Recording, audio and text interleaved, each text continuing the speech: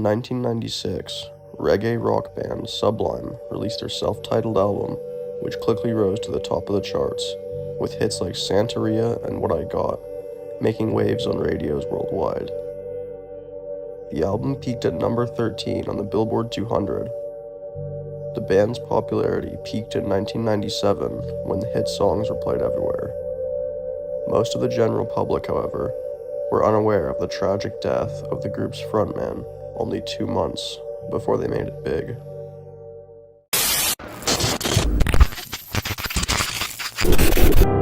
Scott Weiland, one of rock's most distinctive voices, has died.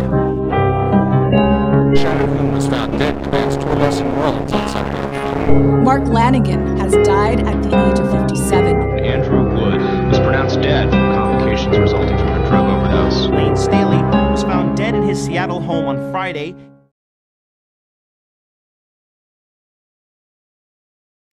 Bradley Nowell and his sister Kelly were born and raised in the Belmont Shore neighborhood of Long Beach, California, to Jim and Nancy Nowell. As a child, he enjoyed surfing and sailing, often participating in boat races.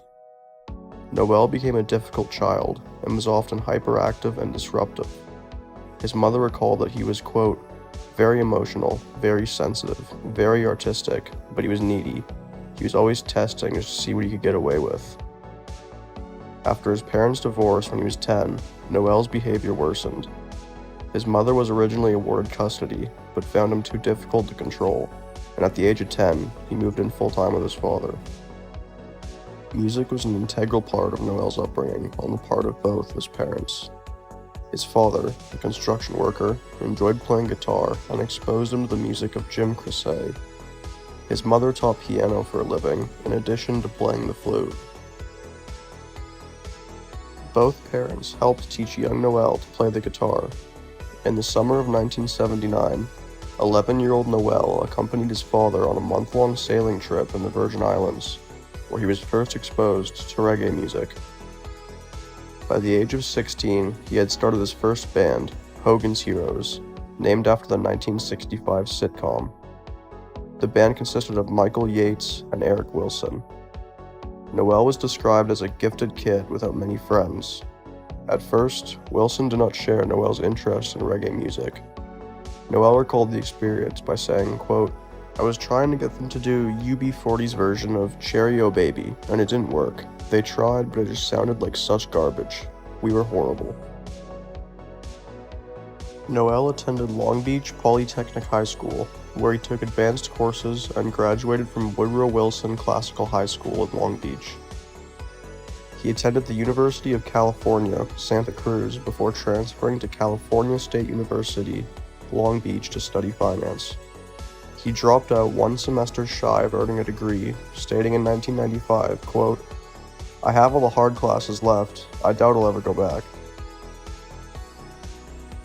In 1988, Nowell got together with bassist Wilson and drummer Bud Gaw, performing in small shows at house parties and barbecues. The band was often asked to leave the parties due to excessive noise. Sublime gained a reputation for its rowdy behavior and eventually became one of the most popular bands in Southern California. Despite their local success, music venues were skeptical of the band's eclectic musical fusion, and many refused to book the band. In response, Nowell and Wilson created their music label, Skunk Records, telling venues they were Skunk Records recording artists, helping the band seem more accomplished and enabling them to book more shows. The band produced and distributed Sublime's early recordings on the label, later selling demo tapes at house shows and local record stores. In 1990, music student Michael Miguel Happel offered to let the band record in the studio at the school where he was studying, although without the school's knowledge. The band agreed, then sneaked into the school at night, where they recorded from midnight to 7 in the morning. That recording session resulted in the cassette tape, Job Won't Pay the Bills, released in 1991.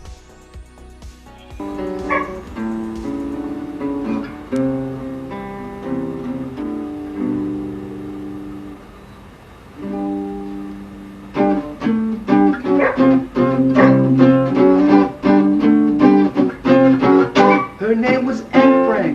she was a Hebrew. She was a kike. Then along came the right, and then the Nazis came, and things were not the same. They were the corner of the oven. They were playing games at the Dachau Cabana, where Hanukkah ain't gonna happen at the Dachau Cabana. Goosed up and gassing were always a passion at the Dachau.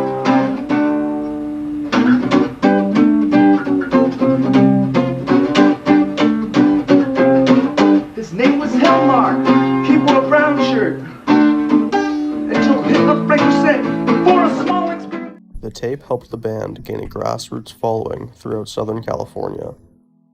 It was during this time that Nowell became involved with drugs. For years, Nowell refused to try heroin. However, as he entered his 20s and witnessed his band's success, he decided to try the drug.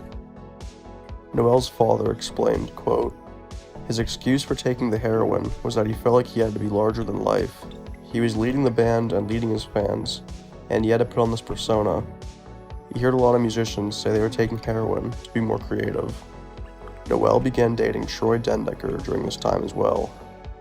In February 1990, Nowell purchased a Dalmatian puppy from an old man for $500 and named him Louie after his grandfather, also referred to as Lou Dog.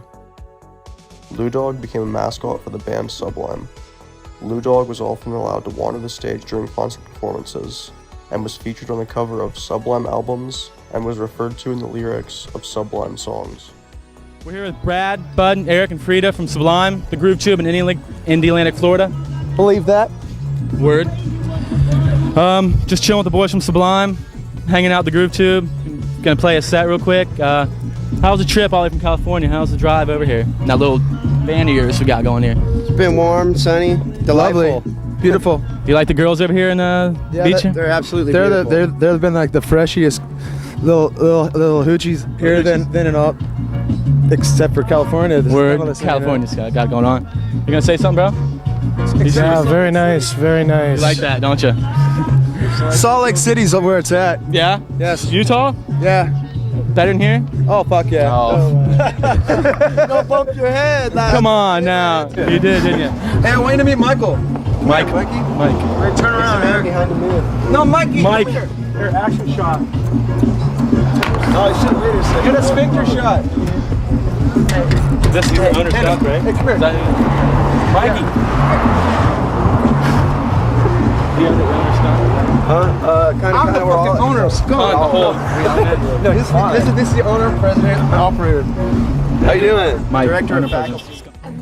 The band recorded its debut album, 40 Ounces to Freedom, in secrecy at the studios at California State University. Nowell recalled, quote, "You weren't supposed to be there after 9 p.m., but we'd go in at 9:30 and stay until 5 in the morning. We just hide from the security guards. They never knew we were there. We managed to get $30,000 worth of studio time for free." 40 Ounces to Freedom was released in 1992, and 60,000 copies were sold. Despite their growing popularity in Southern California, Sublime was still not signed with a major label. Around the same time, Nowell teamed up with longtime friend Gwen Stefani of No Doubt to record the song Saw Red. The song was eventually released on Sublime's Robin Hood album, which was self-recorded on a 4-track cassette and released in October 1994. Several songs from the album detail Nowell's worsening drug addiction. Nowell is said by some to have predicted his own death in the song Pool Shark, with the line, "One day I'm gonna lose the war." Although the singer's addiction had affected Sublime, he at times was unable to make it through performances because he was so high. He certainly wasn't the only one who was using.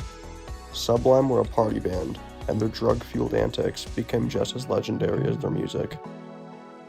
Quote, "I think we've all been dead once or twice," Gow matter-of-factly admitted.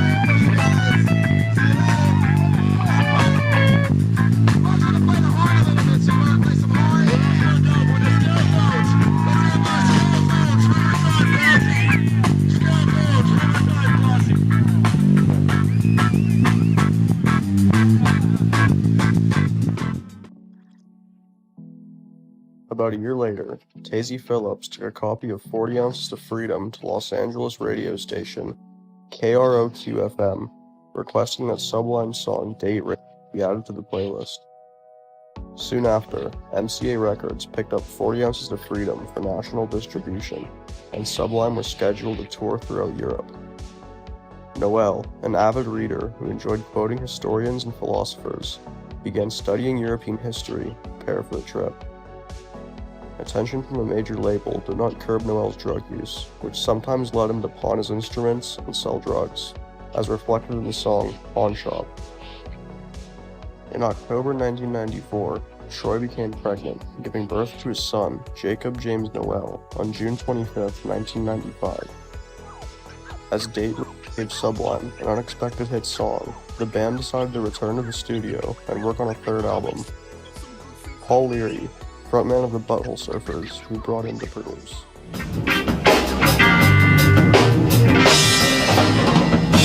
15-year-old girl just dropped out of school. Says she's tired of being a fool. 18-year-old just jumped off a bridge, and they call it another suicide. That's what it's like. The youth are getting restless. The youth are getting restless. Ooh, yeah.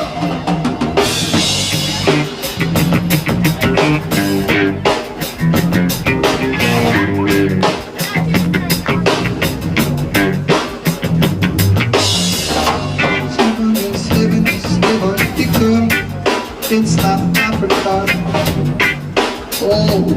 under age of 17, revolution is on the rise, then you better watch out, for his righteous.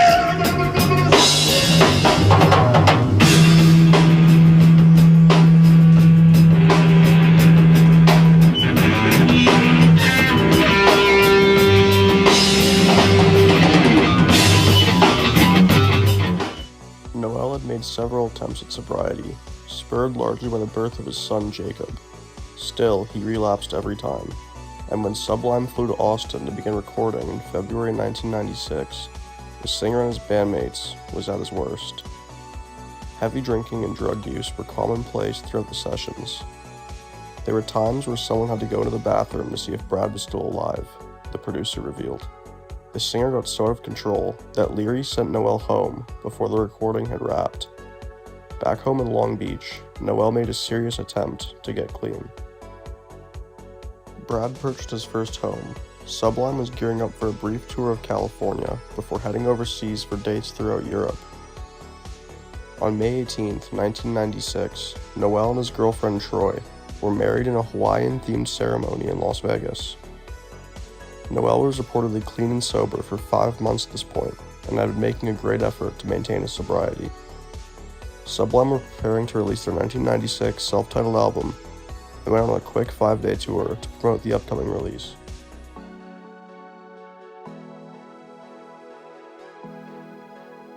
Do the narrations because that would be an individual joint effort. So, let me just put it to you straight here. This producer is big time, right? The only reason he wants us here is because to sell some records. It's a tax deduction for him. Yeah, it's tax deduction. See, he's gonna make a lot of money. A tax write-off, right? He's gonna make a lot of money off how many records he doesn't sell because Sublime's on his record. We're the weakest band on this record. The worst seller in the continent. Incontinent. Well, they kind of intertwine. Yeah, rock and roll lifestyle is pretty much a cartoon. You wake up, stumble around, bump your head, see stars, hang out with the stars, fall down, roll over, play dead, you know, do tricks in front of the camera, get paid for what? You get ink? Get paid with ink. Cartoons. It's cool, yeah. Yeah, rock and roll. Some fucking cartoons there. I like cartoons. We got some cartoons. Show me. Never heard of Mickey Rat Marshall, Will, and Holly. On a routine. Show him this one. There's another cartoon. Show him the clown with his dress on. That's Pennywise. Yeah, that's Pennywise clown. Yeah, those guys are cool. And Pennywise. This is Shamu. All right. Anyways, what inspiration do you find from cartoons? really, mostly it's the only thing I can watch. Super Let me just Stone. grab this for me for just 2 minutes. I know I'm taking it away from you, but I'll give it right back. I really would rather have a beer. Moonshine away. You know, that's the hard shit. I don't take my hard shit ever again, alright? You promise that? I promise. Then me and you can work together indefinitely. Okay, man. Just don't take my fucking booze. Twilight of the Cockroach gave me enough inspiration. That was the best cartoon adventure of all time. Well, for the new style anyways. I think all the other new cartoons can just like get back to the basics. I got something to say. Here's what cartoons did for me. When my parents were fighting each other, and my father was whipping out the 9MM, and mom was whipping out her fucking porno fucking mags, and everything was just hellbound, and I was living on welfare, and they were just yelling and telling you to turn the TV down so they can fucking argue. TV so they can fucking argue better. Right. I had Hong Kong Phooey, I had Spider-Man, I had superheroes, I had all this shit. Every other kid had that in the most fucked up family situations, right? The nuclear family's fucking bombed out, bro. Can't say fuck that.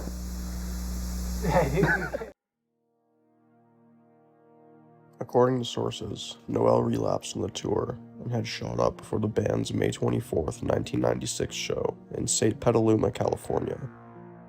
Brad called his wife, Troy Dendecker, after the show, raving about the performance. Quote, "It was the happiest I'd ever heard him," she remembered. Jason Boggs, singer and saxophonist of the opening band Filibuster, agreed, quote, "Sublime killed it that night. They did a great job. Considering how much we'd all been partying before the show, I was very impressed at how tight they sounded." Other listeners had a different impression.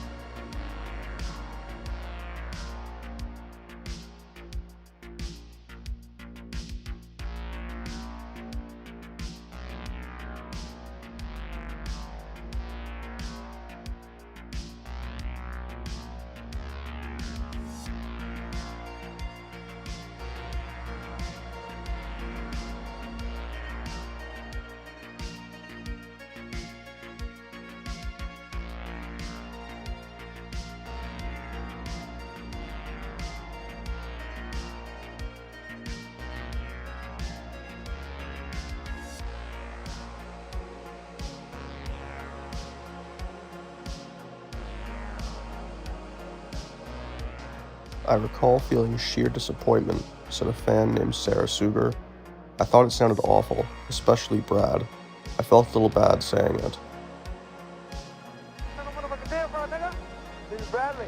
Bradley, you know, the lead singer dude from Sublime guy? You know what, guys? I don't want to hear no fucking hype. Don't believe it. I wrote a new fucking tune. The new record's gonna be coming out. It's called I Don't Want No More Friends. It goes, I don't want no more friends. I tell you, do, do, do, do. Hey, I don't want who will terrify you, oh Lord, and then them try. It will try in every way, Lord, to run your life. Okay, I don't know who's out. I think this is Steve Mattis's pad I got right here. This guy right here, his name is Nicholas what? Nicholas something. He wants to do promotion, and he's a good young kid, and he'll fucking he'll do anything. He'll fucking lick stamps. He'll to fucking designing. He can do spreadsheet, word processing. Right now he's fucking macking on. He's a fucking hound. A hound. Okay, guys? And also I like leaving long messages, taking up all of people's tapes so that they don't have any more room to bone shake brotherhood my fucking ass. Anyways, you know how it is being a heroin addict like me. When you miss, you're all the money goes down the drain because, you know. So I just missed right now, and so I need extra money, and I need it right now. And I also called to tell you that whatever show you had with Sublime this weekend, we can't do it anymore. We fucking just because you don't feel like it, and we're suing me too. Fuck! Where are you? I'm fucking bored. Michael Happel and Eric Wilson are living the good life in Mexico right now, and all the money that I'm fucking making them, and they leave me back here to write the new record. But I'm writing it. I got the new record. It goes, if you ever see me rock, you think I was a superstar, perpetrating a Jamaican, trying to make a dollar. So rock me tonight for old time's sake. Hey, hey, rock with me,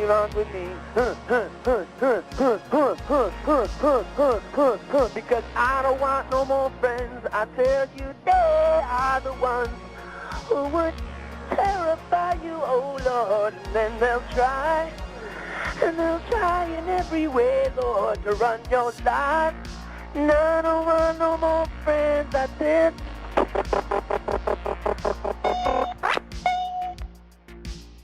After the show, Brad partied into the night in San Francisco, where Sublime was set to play the following night. After checking into the Ocean View Motel, Brad trailed off with someone to score dope and wasn't seen the rest of the night.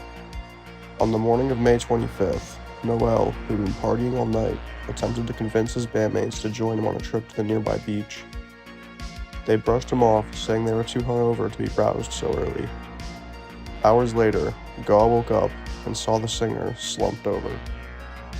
When I woke up, Brad was laying on the bed, and he had his feet on the floor, and he was kinda undressed, and I just started laughing, like, ha, you must have had a good time, you couldn't even make it into bed, Gaw recalled.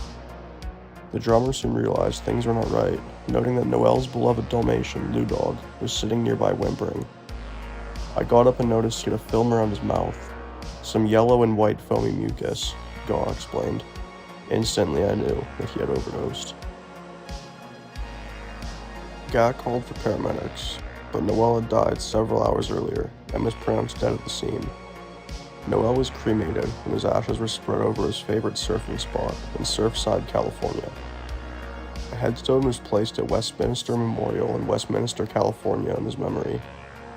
Nowell was another casualty of the 1990s rock scene, and Brad unfortunately didn't live to see his bands blow up. He wanted to be a rock star, Troy recalled the Rolling Stone of Bradley. He said it was very rock and roll, you know. Perry Farrell and Kurt Cobain and all those guys did drugs, and Brad wanted to see what it was like. Sublime's third album would be released on July 30th. It became one of the biggest alternative albums of that era. Tracks like Wrong Way, What I Got, Santeria, Do in Time, and Caress Me Down earned heavy radio airplay, while the group's videos were all over MTV.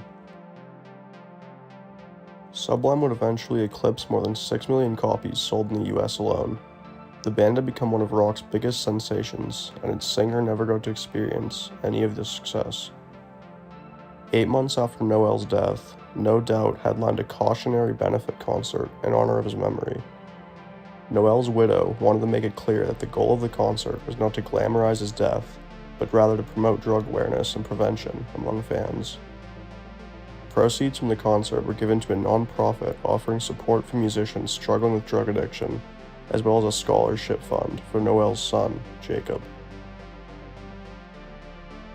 In 1997, Sublime and Brad won the MTV Music Award for Best Modern Rock Artist. Next presenters, No Doubt.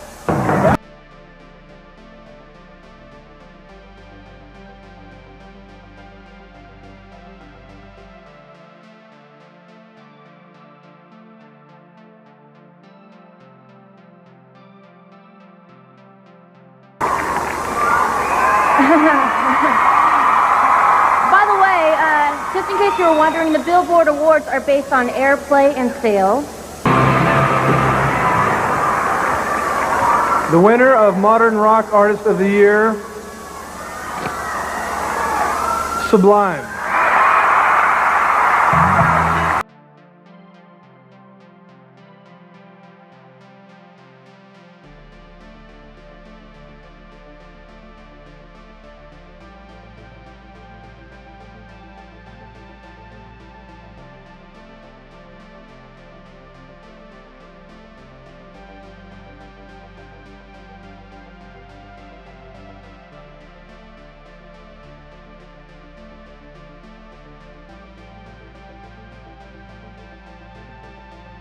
Well, I'd like to give my props to Mad Lion, and Barrington Levy, Frank Zappa, Bradley Nowell, and my family, and all my friends in Long Beach. And all y'all, Especially Bradley Nowell.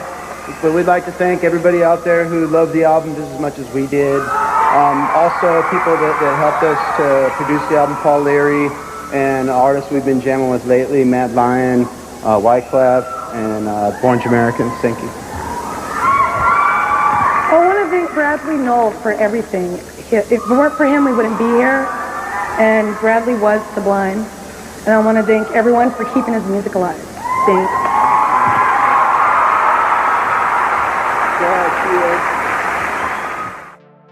Jason Westfall, one of Sublime's managers, was quoted as saying the surviving members of Sublime had no interest in continuing to perform and record under the Sublime name. Just like Nirvana, Sublime died when Brad died.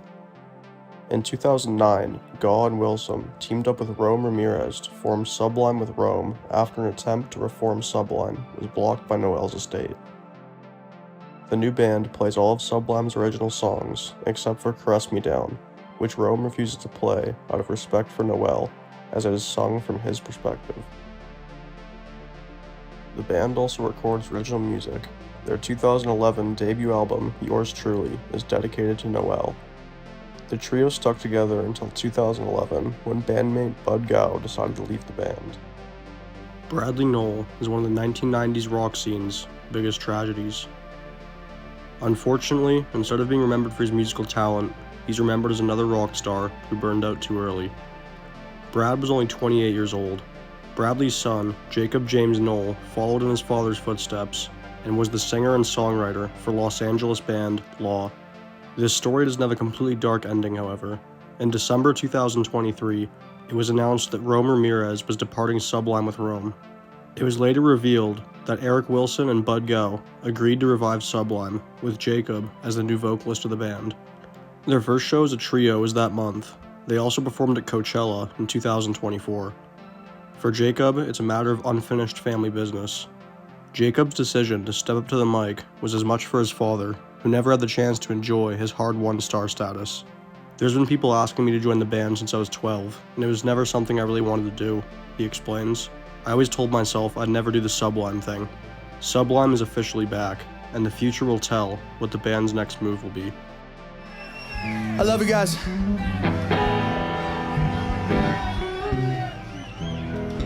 Annie's 12 years old and tomorrow she'll be a whore.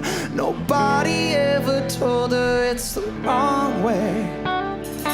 Don't be afraid of the goodness you'll get laid, or your family get faded is the wrong way. If all that hard to live, I'm gonna make it hard to live. Party tears running down to her chin, and it ruins up her makeup and never watch it. Hey, a cigarette rests between her lips, but I'm staring at her tits, it's the wrong way. Strong if I can, but I am only a man, so I take her to the county, it's the wrong way. Only family that she's ever had is the 7 horny brothers and a drunk ass dad. He needed money, so he put her on the street. Everything was going fine until the day she met, and still ruins her makeup and never wrong. Give it up, give it up, give it up, make some noise!